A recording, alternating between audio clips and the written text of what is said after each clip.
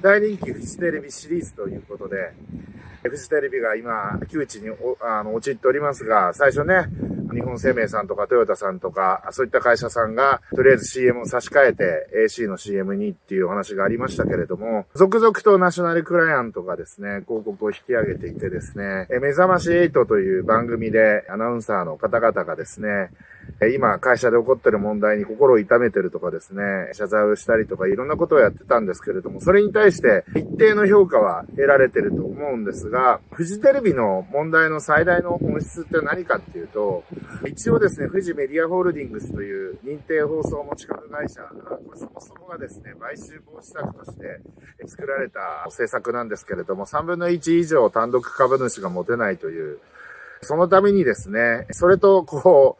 各地方局だったり、ラジオ局だったり、放送局をですね、束ねて持ち株会社を作れるように規制緩和をしたんですね。規制緩和と買収防止策がセットになっているのがこの認定放送持ち株会社制度でございます。これを利用してですね、昔プロ野球団を12球団から8球団に減らそうとしたようにですね、これからその放送事業のですね、パイが少なくなってくることを見越して、合唱連行して番組制作とかですね、オフィス機能をですね、統合しましょうという、後ろ向きな企業統合の策に、ぬるっと買収防止策をですね、潜り込ませたというのが本質的なところなのかなというふうに思っております。なので、今、フジメディアホールディングス、なかなか TOB かけづらい状況にあります。テイクオーバービットですね。企業買収、有効的だろうが敵対的だろうがですね、フジメディアホールディングスには、なかなか買収がかけられない、かけにくい状況にあります。たくさんの株主がですね、例えば今の経営陣だとですね、経営改革できないからとかって言って、たくさんの株主が 50% 以上の新しい経営改革できる取締役を選任して、フジテレビを事実上ですね、改革すると。そういうようなことであればできると思いますけれども、通常の買収のようにですね、特に外資系のファンドなんかよくやりますけれども、企業を買収して、敵対的だろうが何だろうが買収をしてですね、傘下に収める。これが認定放送持ち株会社ではできにくいという状況があります。さらにですね、フジテレビの問題の本質は何かというと、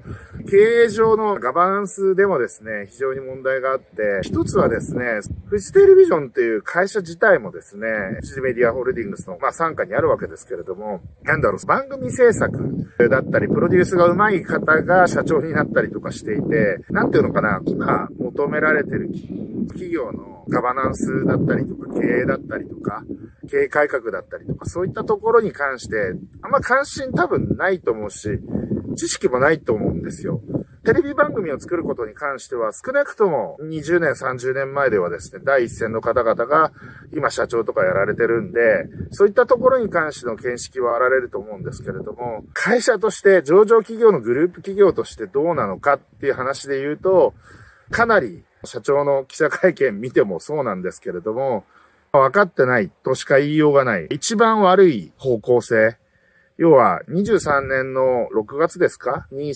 中井正広さんの問題を把握していたにもかかわらず、ある意味、上場企業のコンプライアンスから言うと、それを隠蔽して、しかもですね、それをプライバシーだからとかっていうふうに言い訳をしてですね、それを隠してたわけですよね、ある意味。それによって、今、経営危機を迎えてるわけで、それはどうなんですかと。今ね、でも、株価暴落すると思われたところ、多分、このタイミングで、現経営陣、なんとかみんなで株買ったら変えられんじゃねえかみたいな、多分そういう考えとかあったりとか、そういう考えに外資系のファンドも乗っかって、そもそも放送事業に関係ない産経ビルとか、売っちゃえばいいじゃんなんですよ。実際。フジテレビジョンって日本を代表するテレビ局、そしてこれまでのコンテンツの積み上げ、素晴らしい人材、番組制作能力あるんで、めちゃくちゃ僕価値あると思うんですけど、昔のその経営者の方々は、クライアントを接待して CM を撮るとかっていうところにやっぱり頭がいっちゃってるもんだから、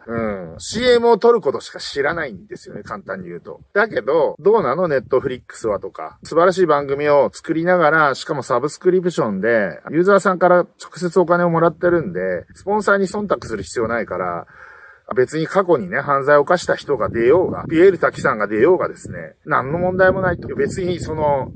彼は大麻やったけど、ちゃんとそれは罪を償って戻ってきたんだから、何の問題もないでしょってちゃんと言い切って番組に出せる。それに対して視聴者も別にピエール滝さんの演技を見たいわけで、過去の大麻事件をですね、ずっと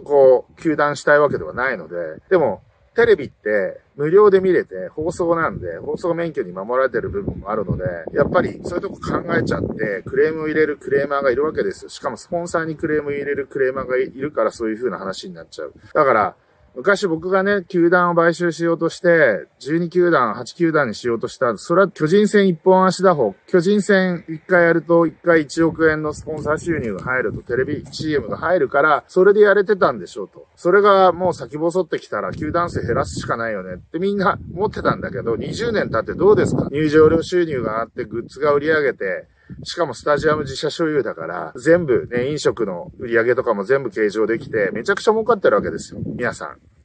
テレビ局じゃなくて、球団経営もね。同じように、テレビ局も、ちゃんとしたサブスクリプションの収入だったりとか、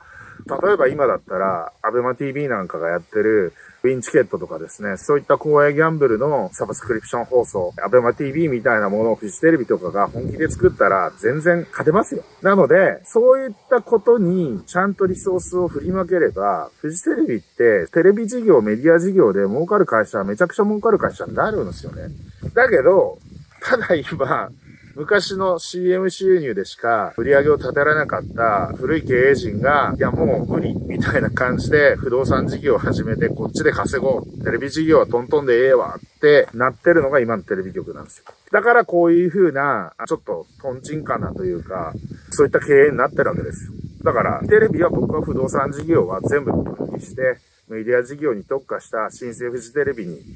生まれ変わる、今チャンスなんだと思います。ある意味。それしか多分、第三者委員会の透明性をどうのこうのなんて言ってますけど、そんな自浄作用があるわけないじゃないですか。だって、日枝久志さんが何十年間もこうやってやってきた会社で、彼が死んだらちょっと変わるかもしれないですけど、それにしたってさ、彼の子飼いの人たちがずっと役員やっていくわけですから、そうそうなかなか時間かかると思いますよ。その間に疲弊して人材をどんどん流出していく。そうするとせっかく塊になってたフジテレビがダメになってしまう。もったいないですよね。というふうに私は思っております。今しか変わるチャンスはございません。